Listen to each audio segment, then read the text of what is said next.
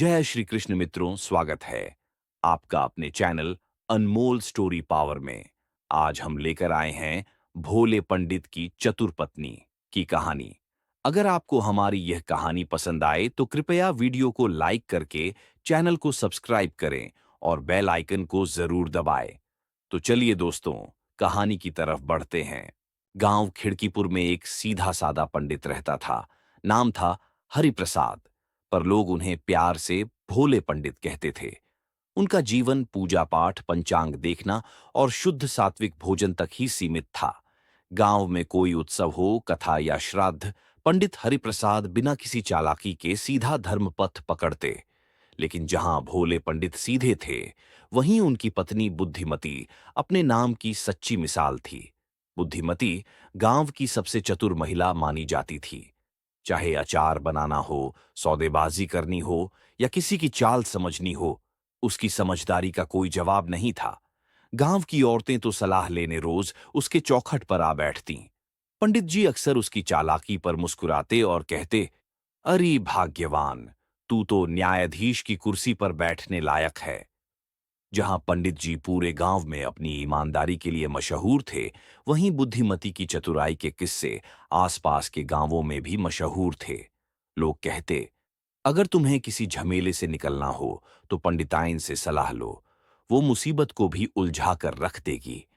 एक दिन की बात है, गांव के सेठ श्यामलाल ने पंडित जी को बुलवाया। उनका झगड़ा अपने पड़ोसी से हो गया था, किसी जमीन को लेकर। पंडित जी पूजा के बाद जब वहां पहुंचे तो दोनों पक्ष लड़ झगड़ रहे थे। पंडित जी शांति से बोले, भाइयों, क्रोध को त्यागो। शास्त्रों में लिखा है कि विवाद से धर्म नष्ट होता है। पर वहां कौन सुनता। दोनों पक्षों ने पंडित जी को ही बीच में घसीट लिया। पंडित जी, आप ही फैसला करो, किसकी जमीन है। पंडित जी पसोपेश में पड़ गए। न किसी के पक्ष में जा सकते थे, न विरोध में। हार कर घर लौटे तो माथे पर पसीना था। बुद्धिमती ने देखा, पूछा, क्या हुआ पंडित जी, माथे पर चिंता की लकीरें कैसी। पंडित जी ने सारी बात बताई। बुद्धिमती मुस्कुराई और बोली, आप बस मेरे कहे अनुसार कल सेठ के घर जाइए, बाकी मुझ पर छोड़ दीजिए। अगले दिन पंडित जी पहुंचे तो उनके हाथ में दो मिट्टी के ढेले थे, जो बुद्धिमती ने थाल में सजा कर दिए थे। पंडित जी ने सबके सामने वो ढेले निकाले और बोले, यह दो ढेले उसी खेत से लाए गए हैं जिसके लिए तुम झगड़ रहे हो। अब दोनों पक्ष इन्हें सूंघो। जो ढेला जिसको अपनी मिट्टी लगे, वही मालिक। लोग हंस पड़े। पर सेठ और पड़ोसी ने जैसे ही ढेले सूंघे, दोनों बोले, ये मेरी मिट्टी है। और फिर खुद ही अपनी बेवकूफी पर हंस पड़े। विवाद हल हो गया, क्योंकि दोनों मान गए कि मिट्टी को बांटा नहीं जा सकता।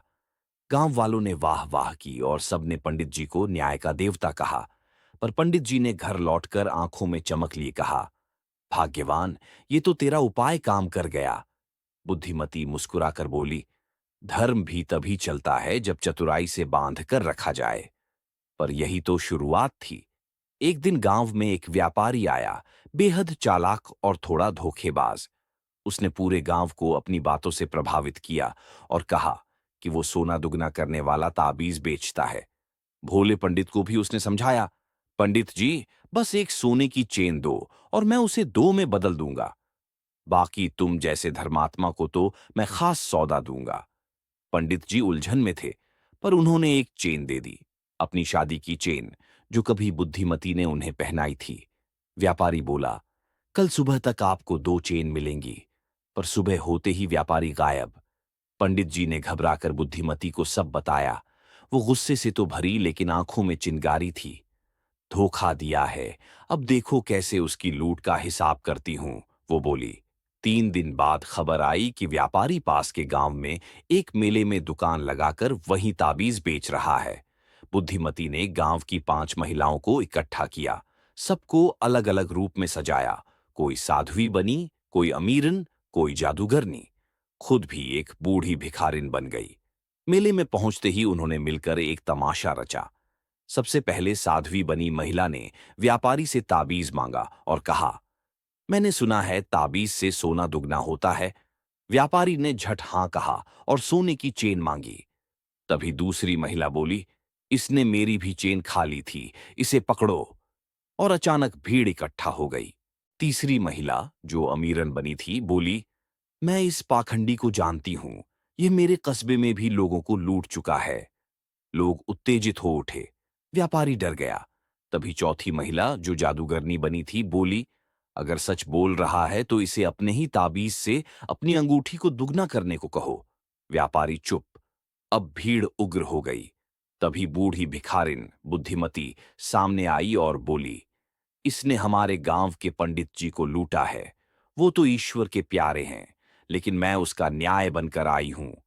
व्यापारी ने थर-थर कांपते हुए पंडित जी की चेन वापस की और डर के मारे 5 और चेन भी निकाल दी। बस, मुझे जाने दो। गांव लौटी तो बुद्धिमती ने सारी चेन गांव के मंदिर को दान कर दी। पंडित जी हैरान होकर बोले, तुमने तो आज धर्म, न्याय और चतुराई तीनों को मिला दिया।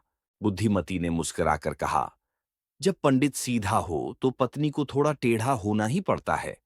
इस एक घटना के बाद बुद्धिमती की चतुराई पूरे जिले में मशहूर हो गई। लोग उसे गांव की मंत्री कहने लगे और पंडित जी को गर्व से सीना चौड़ा हो गया। पर अभी कई खेल बाकी थे, क्योंकि जहां भोले पंडित थे, वहां जगत चतुर बुद्धिमती की कहानियां कभी खत्म नहीं होती। गांव के बाजार में एक बनिया था। नाम था लल्लू लाल। उसका काम था दुकानदारों को उधार में सामान देना और ब्याज में 10 गुना वसूल करना। हर महीने गांव में उसकी ठगी के नए किस्से बनते। लेकिन पंडित जी उस बनिए से सामान नहीं लेते थे। वो सीधा खेत की सब्जी खाते और जो कुछ जरूरत पड़ती, मंदिर के चढ़ावे से काम चला लेते।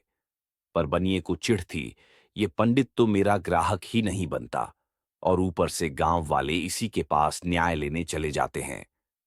एक दिन उसने योजना बनाई, कैसे भी हो पंडित को अपने कर्जे में फंसाकर अपनी झोली में लाना है। एक दिन बनिए ने गांव भर में यह अफवाह फैलाई कि वो एक दुर्लभ आयुर्वेदिक घी बेच रहा है, जिसे खाने से उम्र बढ़ती है और बुद्धि तेज होती है। गांव वाले झुंड में जाकर उससे पूछने लगे। उसी भीड़ में पंडित जी भी जा पहुंचे। बनिया झूठी मुस्कान लेकर बोला, अरे पंडित जी, आपके जैसे विद्वान को ही तो ये घी देना है। ये हिमालयी साधुओं से लाया है। एक छोटा कलश, केवल 51 रुपये। वो भी आपके लिए तो आधे में दूंगा, बाद में पैसा दे देना। भोले पंडित सोच में पड़ गए। घी से बुद्धि तेज हो जाए तो कथा प्रवचन में फायदा हो सकता है, सोचकर उन्होंने कलश ले लिया। बनिया खुश, क्योंकि अब पंडित पर उसका उधार था। पंडित जी कलश लेकर घर लौटे तो बुद्धिमती ने माथा पकड़ लिया। कलश खोलकर देखा, अंदर बस थोड़ा सा साधारण देशी घी था, वो भी बासी। गंध ऐसी जैसे किसी बैल के खुर के नीचे से निकला हो। बुद्धिमती बोली, पंडित जी, आपने बनिए से उधार ले लिया। अब वो आपको रोज याद दिलाएगा, ब्याज के साथ। पर अब देखिए मेरी चाल। अगले दिन बुद्धिमती सीधे बाजार गई। उसके हाथ में वही घी का कलश था, पर उसने उसे थोड़ा सजाकर ऊपर गुप्त अमृत तंत्र जैसा कुछ लिख दिया। वो बनिए की दुकान के पास खड़ी होकर जोर जोर से कहने लगी, जिसने भी लल्लू लाल से ये अमृत घी लिया है, तुरंत लौट आए। इस घी में सिद्ध तांत्रिक प्रभाव है। जो झूठा, लालची और पापी इसे छूता है, उसे खतरनाक असर होता है। बनिया अंदर से झांक रहा था। भीड़ इकट्ठी हो गई। बुद्धिमती ने वहीं दिखाया, देखिए, इस कलश के अंदर तांत्रिक धागा भी है। इसे तो केवल साधु संत ही छू सकते हैं। किसी व्यापारी के लिए तो अभिशाप है ये। बनिया घबरा गया, डर के मारे बाहर आया और बोला, पंडिताइन, ये सब क्या है? ये तो मेरे ही कलश जैसा लग रहा है। बुद्धिमती ने आंखें तरेर कर कहा, तो तुमने ही घी में ये तांत्रिक अमृत भरा है? अगर किसी को कुछ हो गया तो दोष तुम्हारा होगा। पंचायत बुलवाएंगे। बनिया पसीने पसीने हो गया। डरते डरते बोला, पंडिताइन, मैं तो मजाक कर रहा था। घी कुछ खास नहीं था, पर अब तो वापस भी मत लो, पैसे भी माफ। बुद्धिमती मुस्कुराई, न घी चाहिए न पैसे, पर अगली बार किसी भोले आदमी को मूर्ख समझने की भूल मत करना। गांव वालों ने हंसते हुए बनिए को छेड़ना शुरू किया, अरे लल्लू लाल, अब तांत्रिक घी बेचेगा क्या? बनिया दिन दिन भर दुकान में छिपा रहने लगा। पंडित जी ने घर लौटकर कहा, भाग्यवान, तूने तो बड़ा चमत्कार कर दिया। उस बनिए की अकड़ 2 दिन में निकल गई। बुद्धिमती ने हंसते हुए कहा, भोले को सताए तो उसे चालाकी से ही सिखाना पड़ता है। अब कोई पंडित जी पर उंगली नहीं उठाएगा। वाकई, अब गांव में किसी की हिम्मत नहीं थी कि पंडित जी को झांसे में ले सके। लेकिन बुद्धिमती की चतुराई की परीक्षा यहीं खत्म नहीं हुई थी। अगले पन्ने में आया एक ऐसा धोखेबाज जो खुद को जादूगर बताता था, और उसने पूरे गांव को अपने चक्कर में ले लिया। खिड़कीपुर गांव से कुछ दूर एक बड़ा जमींदार रहता था, ठाकुर जगमोहन सिंह। ऊंचे रसूख वाला आदमी था, घोड़े पर चलता, भारी पगड़ी पहनता और आवाज से ही सामने वाला कांप जाए, ऐसी दबदबे वाली हस्ती थी। गांव की आधी जमीनें किसी न किसी बहाने से उसने हड़प ली थीं। ठाकुर को यह बात नागवार गुजरती थी कि गांव में एक पंडित ऐसा भी है जो उसके सामने झुकता नहीं। ठाकुर कई बार कोशिश कर चुका था कि पंडित को किसी दांव में फंसाकर उसकी छोटी सी जमीन भी हथिया ले, लेकिन पंडित जी का सीधा स्वभाव उसके काम नहीं आया। एक दिन ठाकुर को मालूम पड़ा कि पंडित जी की जमीन में से होकर उसकी बनाई नहर निकाली जा सकती है, जिससे उसके खेतों को आसानी से पानी मिले। लेकिन जमीन बिके बिना नहर नहीं बन सकती थी। ठाकुर ने पंडित को बुलवाया और मीठी बातों में लपेट कर कहा, पंडित जी, मैं तो आपकी बहुत इज्जत करता हूं। सोच रहा हूं कि आपकी जमीन में से एक छोटी सी नहर निकाल दूं। बदले में आपको हर साल 5 बोरी गेहूं दूंगा। फायदा आपका ही होगा, खेत में पानी भी आएगा। भोले पंडित थोड़ा सोच में पड़ गए। प्रस्ताव मीठा था, पर मन कुछ खटक गया। घर लौटे और सारी बात बुद्धिमती को बताई। बुद्धिमती की आंखों में तुरंत समझदारी की चमक आ गई। उसने गहरी सांस ली और कहा, पंडित जी, वो नहर अगर हमारी जमीन से निकली तो एक दिन वो पूरा खेत अपना बता देगा। अब वो जैसे मीठी भाषा में बोले, चाल तो वही पुरानी है। पंडित जी ने कहा, तो क्या करें? मना भी किया तो वो रौब से जमीन हथिया लेगा। बुद्धिमती मुस्कुराई, तब तो अब मुझे करना होगा ठाकुर से 2-2 हाथ, पर मेरे ही अंदाज में। अगले दिन बुद्धिमती खुद ठाकुर के हवेली जा पहुंची। उसने सिर पर पल्लू रखा और सौम्यता से बोली, ठाकुर साहब, पंडित जी तो संकोची हैं, लेकिन मैं समझती हूं कि आपके प्रस्ताव में दम है। पर एक बात सोच रही हूं, क्यों न हम खुद ही वो नहर बना दें। आप बस हमें निर्देश दें और खर्चा हम उठाएं, ताकि बाद में कोई कहे नहीं कि ठाकुर की जमीन से निकली नहर है।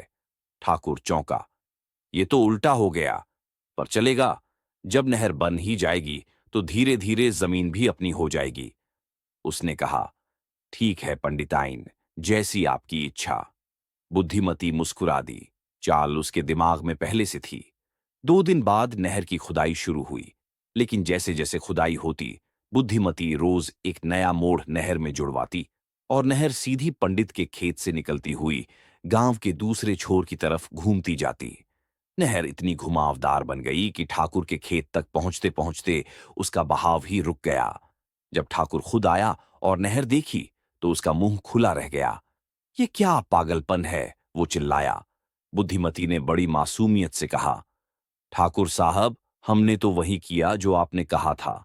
आपकी बताई दिशा में खुदाई की, लेकिन रास्ते में कुछ मंदिर की जमीन आई, एक तालाब आया, फिर गांव का रास्ता भी था, तो हमें थोड़ा घुमाना पड़ा। ठाकुर भुनभुनाता रहा, पर कुछ कर नहीं पाया। नहर तो बन चुकी थी, पर उसमें बहाव इतना धीमा था कि ठाकुर के खेत तक पानी ही नहीं पहुंचा। गांव वाले हंसी नहीं रोक पाए। ठाकुर को बुद्धिमती ने नहर में घुमा दिया। ठाकुर कुछ दिन तक गुस्से में रहा, फिर धीरे धीरे पंडित के खिलाफ बोलना भी छोड़ दिया। पंडित जी ने घर लौटकर पूछा, भाग्यवान, अगर नहर सीधी बनती तो क्या नुकसान हो जाता? बुद्धिमती बोली, सीधी नहर, सीधी मुसीबत। जमीन सीधी दी नहीं जाती ठाकुर जैसे लोगों को, उसे उलझाकर ही बचाना होता है। अब गांव में ये चर्चा आम हो गई थी। भोले पंडित तो धर्म के रक्षक हैं, लेकिन उनकी पत्नी बुद्धिमती तो गांव की असली शेरनी है। और इसी तरह एक के बाद एक चालों को नाकाम करती रही वो स्त्री, जिसने न सिर्फ अपने परिवार की रक्षा की, बल्कि पूरे गांव को यह सिखाया कि चतुराई भी एक धर्म है, अगर उसका प्रयोग सही समय पर किया जाए। गांव खिड़कीपुर की चर्चा अब आसपास के इलाकों में होने लगी थी कि वहां एक भोले पंडित हैं। पर उनकी पत्नी तो ऐसी चतुर है कि बड़े बड़े चालबाज उसकी बुद्धि के सामने हार मान जाएं। ये बात जैसे जैसे फैली, कुछ ईमानदारों को राहत हुई तो कुछ चालाकों को चुनौती महसूस हुई।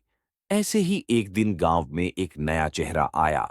गेरुए कपड़े, भभूत से सना चेहरा, आंखों में काजल की मोटी लकीरें, हाथ में त्रिशूल और गले में नींबू मिर्च की माला। खुद को कहलाता था तंत्र महात्मा भैरव बाबा। बाबा ने गांव में डेरा डाला और ऐलान किया, इस गांव के ऊपर अदृश्य शाप मंडरा रहा है। केवल मैं इसे दूर कर सकता हूं। लेकिन मुझे कुछ विशेष अनुष्ठान के लिए एक शांत पवित्र स्थान चाहिए, और मेरे ध्यान में आया है कि पंडित भोले की जमीन सबसे उपयुक्त है।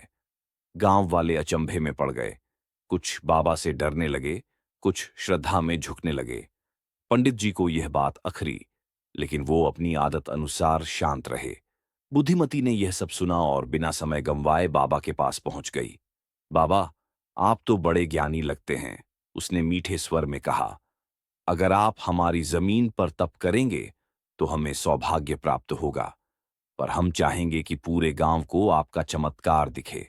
आप तो तांत्रिक हैं, कोई चमत्कार कीजिए ना। बाबा मुस्कुराया, उसका भ्रम बढ़ चुका था। मैं तो हवन के समय हवा को उल्टा घुमा सकता हूं, बारिश बुला सकता हूं, सांप को नाचने पर मजबूर कर सकता हूं। बुद्धिमती बोली, वाह, फिर तो कल गांव के मंदिर में एक छोटा सा प्रदर्शन करिए। सबके सामने अपनी शक्ति दिखाइए, फिर जमीन भी आपकी और सम्मान भी। बाबा ने स्वीकार किया, क्योंकि उसे यकीन था कि उसके डरावने मंत्र, कुछ पटाखे और दो चार ट्रिक से गांव वाले डर जाएंगे। अगले दिन मंदिर के सामने बड़ी भीड़ जुटी। बाबा ने तांत्रिक मंत्र पढ़ने शुरू किए, धुआं उड़ाया, एक लोटे में आग जलाने की कोशिश की, और तभी बुद्धिमती ने इशारे से अपने दो भांजों को कुछ कहा। वो पीछे से जाकर एक बोरी से दो पालतू नेवले छोड़ देते हैं। नेवले सामने आते ही भीड़ में हलचल होती है, और बाबा के जाप के बीच ही एक नेवला उसकी जटा पर चढ़ बैठता है। बाबा बुरी तरह डर जाता है और ओम ओम ओम करते करते चिल्लाने लगता है, अरे हटाओ इसे, ये किसने छोड़ा? बुद्धिमती चुपचाप सामने आ जाती है और कहती है, बाबा, आपकी तो शक्ति से सांप डरते हैं, फिर ये नेवला कैसे चढ़ गया? बाबा चुप। भीड़ हंसने लगती है। बुद्धिमती आगे कहती है, बाबा, आपने कहा था कि आप बारिश बुला सकते हैं, हवा को उलटा घुमा सकते हैं, तो नेवला तो सबसे आसान परीक्षा है। अब बाबा के पास कोई बहाना नहीं था। बुद्धिमती ने एक और चाल खेली। बाबा, अगर आप तांत्रिक हैं तो अपने त्रिशूल से इसे भगा दीजिए, या हम पंचायत में साबित कर देंगे कि आप ढोंगी हैं और तंत्र के नाम पर गांव को मूर्ख बना रहे हैं। बाबा के चेहरे से सारा रंग उड़ गया। वो तुरंत अपनी पोटली समेटता है, कुछ अस्पष्ट मंत्र बुदबुदाता है और चुपचाप पीछे के रास्ते से गांव छोड़ देता है। गांव में ठहाके गूंजने लगते हैं। किसी ने कहा, नेवले ने बाबा को भगा दिया। दूसरे ने कहा, बुद्धिमती ने तो फिर एक बार जीत हासिल की। पंडित जी मंद मंद मुस्कुरा रहे थे। उन्होंने पत्नी से कहा, तेरा साहस तो अब मुझे भी डराता है। बुद्धिमती ने हंसते हुए उत्तर दिया, मैंने बस वही किया जो धर्म की रक्षा के लिए जरूरी था, सच का साथ और झूठ का पर्दाफाश। उस दिन से गांव में एक कहावत चल निकली, जो तांत्रिक गांव में ढोंग करेगा वो बुद्धिमती की नजर में झोंक होगा। गांव फिर से शांत हो गया। पर चतुराई की परीक्षा खत्म नहीं हुई थी। अब आने वाला था सबसे बड़ा झांसा, जब नगर से आया एक सरकारी अफसर जो पूरे गांव को फर्जी कागजों से लूटना चाहता था। गांव खिड़कीपुर अब पहले से ज्यादा सजग हो गया था। जहां पहले लोग जरा सी अफवाह में फंस जाते थे, अब वे हर बात को दो बार सोचने लगे थे। और इसका श्रेय जाता था पंडित जी की पत्नी बुद्धिमती को। लेकिन जैसे ही गांव में चैन लौटा, एक और तूफान आया। इस बार मामला सीधा सरल नहीं था, बल्कि बड़ा और भारी था। गांव में एक दिन अचानक एक कार आकर रुकी, जिस पर सरकारी मोहर लगी थी, और अंदर से निकला एक चश्माधारी व्यक्ति जो खुद को बताता था राज्य राजस्व विभाग का अधिकारी, श्री विनायक शुक्ला। उसने पंचायत बुलवाई और कहा, सरकार ने नई भूमि सुधार योजना चलाई है। इसके तहत जिनकी जमीनें पुराने कागजों में दर्ज नहीं हैं, वो जमीन अब राज्य की होगी। जो नया रजिस्ट्रेशन कराएगा वही असली मालिक कहलाएगा, वरना जमीन जब्त होगी। गांव भर में खलबली मच गई। ज्यादातर किसान अनपढ़ थे। पुराने कागज उनके पास नहीं थे, या थे भी तो इतने पुराने कि मुरझा चुके थे। पंडित जी की जमीन भी उन्हीं में से एक थी, पुरखों के समय की विरासत। श्री शुक्ला ने जोर देकर कहा, 3 दिन में हर कोई अपने कागज लेकर आए, नहीं तो रजिस्ट्री मेरे पास रह जाएगी। कुछ गांव वाले डरकर उसके पैरों पड़ने लगे, लेकिन बुद्धिमती ने सब ध्यान से सुना। फिर रात को चुपचाप अपने पुराने संदूक से एक किताब निकाली, गांव की सीमा मानचित्र और पंचायत रिकॉर्ड। पंडित जी के दादाजी ने इसे बड़े जतन से संभाल कर रखा था। बुद्धिमती को समझते देर न लगी कि अफसर का उद्देश्य जमीन कब्जाना नहीं, बल्कि घूस वसूलना है। वो नकली सरकारी कागज दिखाकर गांव की भोली जनता को बेवकूफ बनाना चाहता था। अगली सुबह बुद्धिमती सीधे तहसील गई और असली राजस्व अधिकारी से मिलकर सारी बात बताई। उसने सभी दस्तावेज, गांव के हस्ताक्षर और श्री विनायक की कार का नंबर भी दिया। अधिकारी चौंका, हमारे विभाग में तो कोई अफसर उस नाम का है ही नहीं। अब असली चाल शुरू हुई। बुद्धिमती ने गांव लौटकर घोषणा की, भाइयों और बहनों, कल श्री विनायक की पूजा का आयोजन रखा गया है। उन्होंने स्वयं कहा है कि वे यज्ञ करवाएंगे ताकि गांव की जमीन पवित्र हो सके। श्री विनायक को जब यह बात बताई गई तो वह चकित हो गया, लेकिन लोभ और दिखावे के चक्कर में वह मान गया। अगले दिन जब यज्ञ शुरू हुआ, तभी थाने की जीप आ पहुंची, तहसीलदार और पुलिस के साथ। अधिकारियों ने विनायक को रंगे हाथ पकड़ा। उसके पास से नकली कागज, जाली मुहरें और 2 लाख रुपए की नकदी मिली। गांव वालों की आंखें फटी रह गईं। पंडित जी तो हैरान ही रह गए। भाग्यवान, ये सब कब और कैसे कर डाला? बुद्धिमती ने विनम्रता से कहा, झूठ बड़ा हो या छोटा, अगर उसका सामना समय रहते हो जाए तो वो खुद अपना चेहरा दिखा देता है। गांव वालों ने तालियां बजाईं। कुछ ने तो घर की देहरी पर दीपक जलाए। आज तो खिड़कीपुर को असली देवी मिल गई। पंचायत ने मिलकर बुद्धिमती को गांव की संरक्षिका की उपाधि दी और पहली बार पंडित जी को मंच पर बुलाकर कहा गया, आप धन्य हैं जो ऐसी पत्नी के पति हैं। पंडित जी का चेहरा गर्व से दमक उठा। उन्होंने मंच पर खड़े होकर कहा, मैं भोला हूं, पर भगवान ने मेरी जो अर्धांगिनी दी वो मेरे दोनों ओर की आंखें हैं। अगर मैं धर्म हूं तो वो विवेक है। मेरी चुप्पी अगर शक्ति है तो उसकी आवाज रक्षा कवच है। बुद्धिमती भीड़ में मुस्कुराई, शांत, गहरी, पर तेज चित्त से। गांव के बच्चों ने उस दिन से उसे बुद्धिमाई मां कहना शुरू कर दिया। गांव के बुजुर्ग उसकी कहानियां सुनाने लगे, बनिए को हराना, ठाकुर की नहर को मोड़ना, नकली तांत्रिक को भगाना और अब सरकारी अफसर की पोल खोलना। पंडित जी हर दिन उसकी ओर देख मुस्कुराते और सोचते, मेरी चुप्पी से कोई मुझे मूर्ख कहे तो कहे, लेकिन मेरे जीवन की असली समझ तो वही है जो हर संकट में दीपक बनकर जली।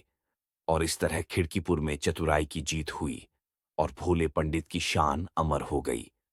अगर आपको ये कहानी पसंद आई हो तो इसे लाइक और शेयर करें। हमारे चैनल अनमोल स्टोरी पावर को सब्सक्राइब करना ना भूलें और बेल आइकन को दबाएं ताकि आपको हमारी सभी नई कहानियों की जानकारी मिल सके। धन्यवाद। फिर मिलेंगे एक नई रोचक कहानी के साथ। जय श्री कृष्णा।